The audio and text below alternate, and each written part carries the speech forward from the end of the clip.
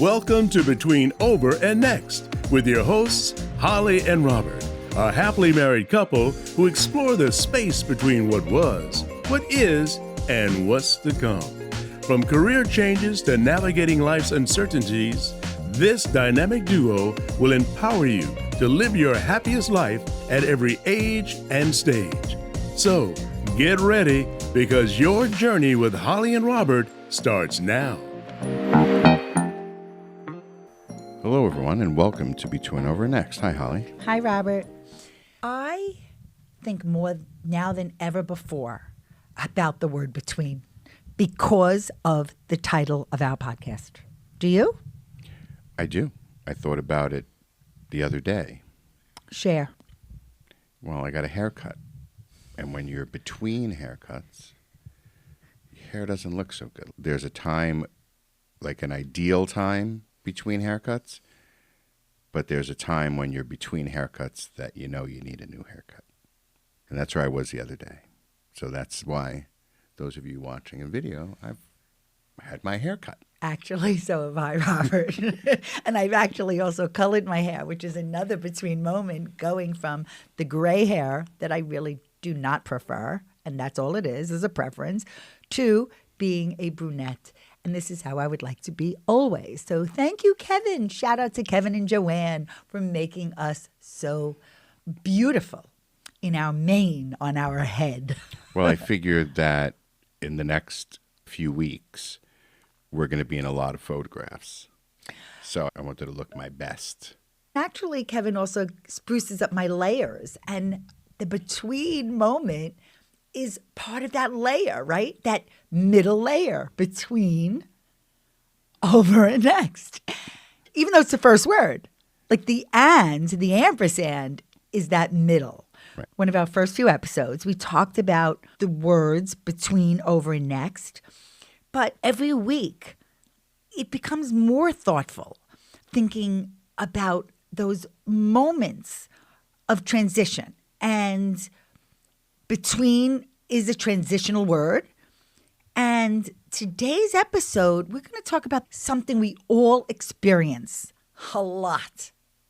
All people, men, women, every faith, culture, it is universal. And that is the intersection of patience and pause.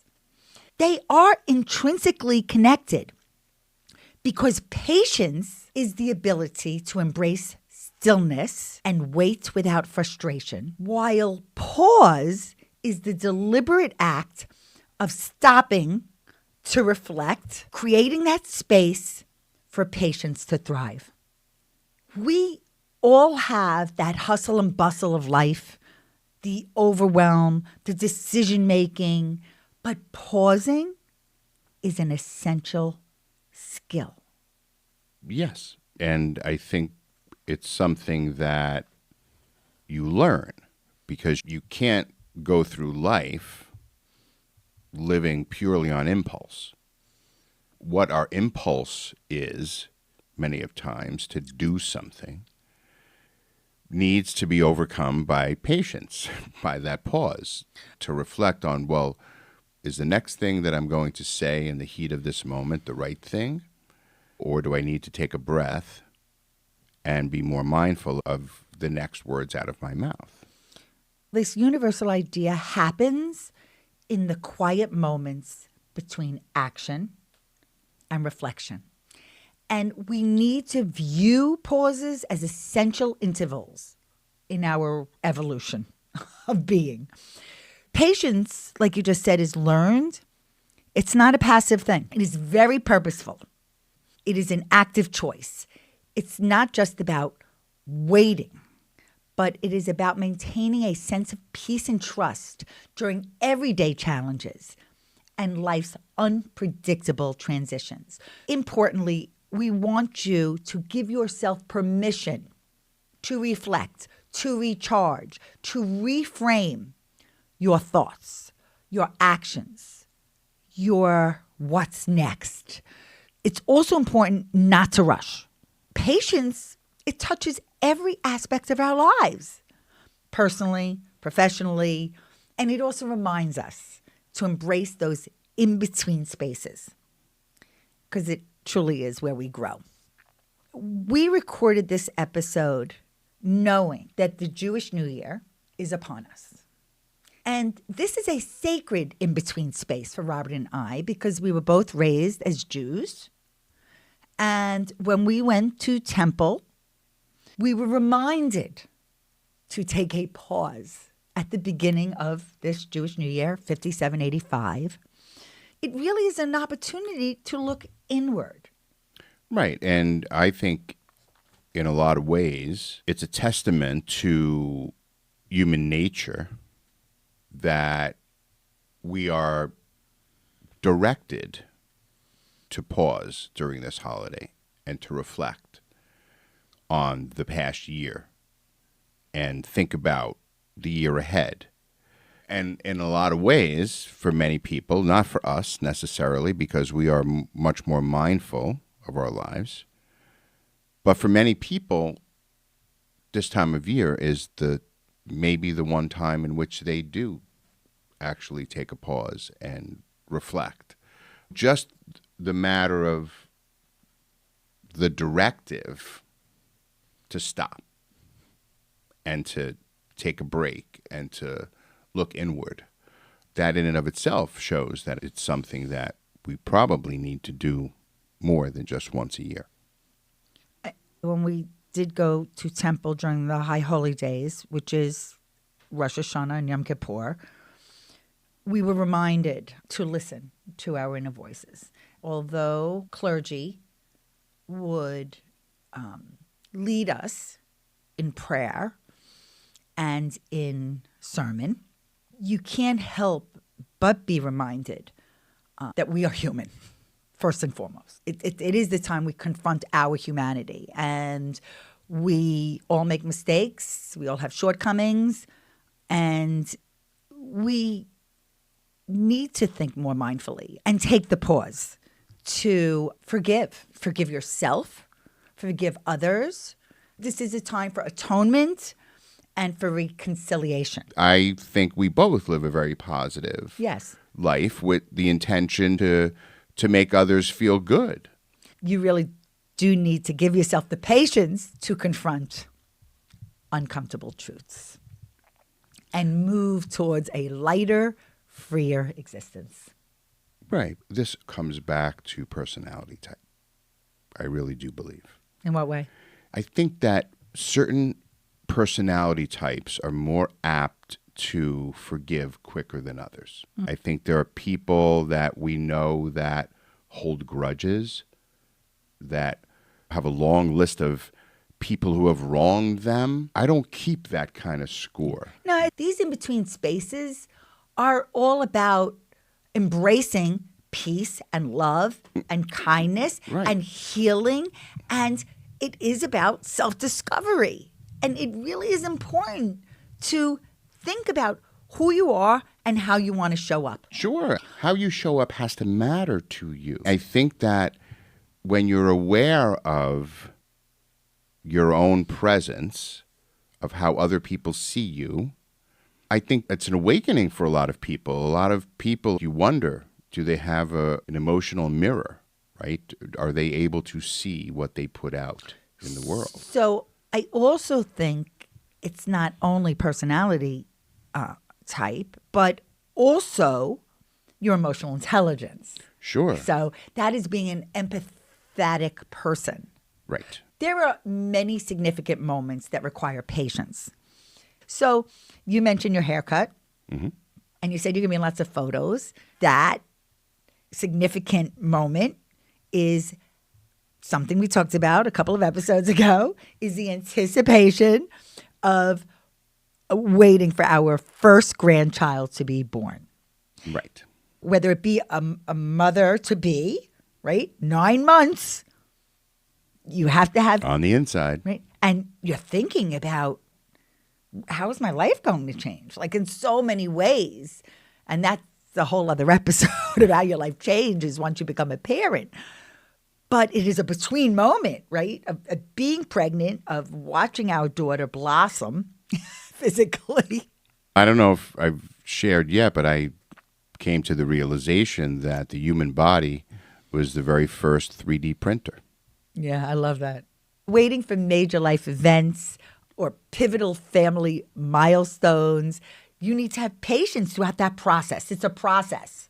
Well, our whole life is a process, right? Once you become a parent, you're forever a parent, but your responsibility as a parent early on is much more. Your focus is all on the baby. And you need a lot of patience. Oh my gosh. It's a change that unless you experience it, you haven't experienced it. Something during Lindsay's pregnancy, I really feel that we have savored the present and we are preparing and excited for the joy ahead. Keeping things in perspective in whatever you do helps you enjoy the moment. You need to have faith. And that is something that is so important during the pause. Yeah, I think if you lose that feeling that it's all going to work the way you want it to, then chances are it's not going to. Your attitude and approach to those moments of pause and in between completely determines the outcome on the other side. Another significant moment that requires patience is physical transformation or healing. And the things that came to mind for me are if you want to lose weight, that is a time that requires patience. And the same thing happens with someone recovering from an illness, right? Immense patience. Yeah, I think that's more so as you get older because I think the body doesn't necessarily heal as quickly as a younger body, understandably so, right, as you age, which I think is why it's so important to remain healthy and active and moving throughout your life as you age so that you transition into your 70s, 80s, and beyond with a little bit of an advantage. I kind of lump together weight or illness, but obesity is something that impacts health. Losing weight, the progress could be slow. And the same thing with getting better, no matter what the illness is. But we're talking about results for the long term. It's so important to slow down. How do you feel, mind, body, spirit, and soul? And to mindfully think about that so you can live your most fulfilled life in a healthy way. Facing the unknown, I think that's the biggest test of patience. We all don't know what's ahead, right? That's unsettling. But sometimes you just let everything unfold as it needs to. You said trust the universe, Robert. We need to manage fear and doubt. Right, but you have to know when your concern is warranted, meaning like what can you change or what do you have control over versus what don't you have control over. And you have to be able to manage both of those situations because it's what you have control over. You may or may not be able to change quickly or when you need it to or as frequently as you would need it to. And certainly when you're at the mercy of others, you have even less control over outcomes sometimes because it depends on something else. And that may or may not fall your way. It may not go as quickly as you like, but you have to know when you can do something about it and when you just have to relax and trust the process and let it work through until your energies can have some sort of effect on what it is that you're trying to accomplish. I really do believe that when you shift your energy and your expectations and or your environment, you can really reset anything you want.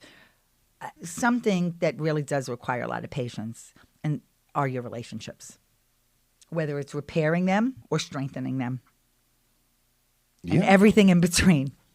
Sure, because you're dealing with people and you don't have control over what others do. But you need patience and compassion. All relationships are unique. Yes, and I think relationships are constantly being tested. And I think that's part of the process because when you test a relationship, you find out the strength of it. and the resilience of it, right? There are times when you lose contact with someone for no real reason, right? That it's just kind of like life. And suddenly it's been a few years and you haven't seen or spoken to. And there are certain people that you can reach out to again, and it's like not a minute has passed and everything is just fine. And then there are other relationships where that distance of time just dissolves the relationship. And we've talked about why people come into your lives forever, and you have to be ready for that. You can't necessarily control others. And if they decide that the relationship personally, professionally, both has run its course, then you have to be okay with that. You have to learn how to digest that and compartmentalize it and put it in a spot where it belongs, because it's not in the same spot that it was. When you have to find a new spot for it that works for all involved. And it may not always be in that spot that you thought it would be. Robert, as a videographer and as a master editor, you have to be more aware than most of us about the pause button. That's not always the case. I think I have the ability as a videographer to choose what other people see. I can shape from what I get. If you want to be literal, I believe that you take it all in and then decide what stays and what goes. But until you bring it in, you don't know necessarily if it's important or not. So why not bring it in and decide? But your editing is a skill. So that takes a lot of patience, because I cannot do that. I do other things that I have patience for that you may not, but I am fascinated by your talent and your skill when it comes to editing, because it is a creative process. You need a lot of patience to do what you do, especially if you capture that much footage at anything that you're documenting. Well, of course, the same way that this podcast gets edited. You know, well, I love learning new things, and it's a new skill or new hobbies that requires patience, whether it be a new language or starting an instrument. You wanted to take up guitar, and you said, "Yeah, I do, but I don't." Well, you want to play golf, and maybe you will. I think I am going to embark on learning an instrument again, and just to let you know, because you do live here, it's going to be the harmonica. Oh. Goodness, that should be fantastic.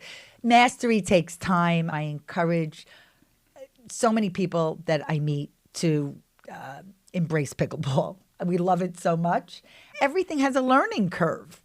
So you need the patience to keep going. Even though you start to learn something as a beginner, you need to be patient. Patience is a virtue. Yes, and most people, it doesn't develop until later on in life. Think about a toddler. Don't eat that yet. That doesn't work. Don't lick that lollipop yet. Don't. Children are so innocent. Save that cookie. If you wanted to write a book, which I do, and I will, when you're creating a piece of art or even planning a podcast episode like this, there are ebbs and flows. And there are going to be sometimes periods of inspiration, and sometimes it's going to be stagnation. And that's what happens in the process of learning new things and creating new things. But in order to succeed and to get to that special something that you want, you need to be patient. So, importantly, embrace a mindset that not everything requires immediacy. Understand that good things take time, and the pause can lead to breakthroughs. You need to clear the mental clutter, set boundaries, to rest, to slow down, and to take moments, to take breaks, create some rituals into your routine to slow down. It really is a time for clarity. On a lighter note, I love pressing the pause button when I'm watching TV. It's a great invention. If the phone rings, I pause. If I need to think about something that I just heard, I hit pause. I think you hit rewind more than pause. No, I definitely hit rewind. But I also hit fast forward to go through the commercials. But the pause button, I find, like, if I don't want to miss something, that's another thing. Like, the pause is when you don't want to miss something. That's okay to give yourself that space. That's what I'm encouraging you all to do, because that's where we grow. And you need to be good to yourself. Always. You're allowed to pause. And I believe that this is where we can choose to be our very best selves.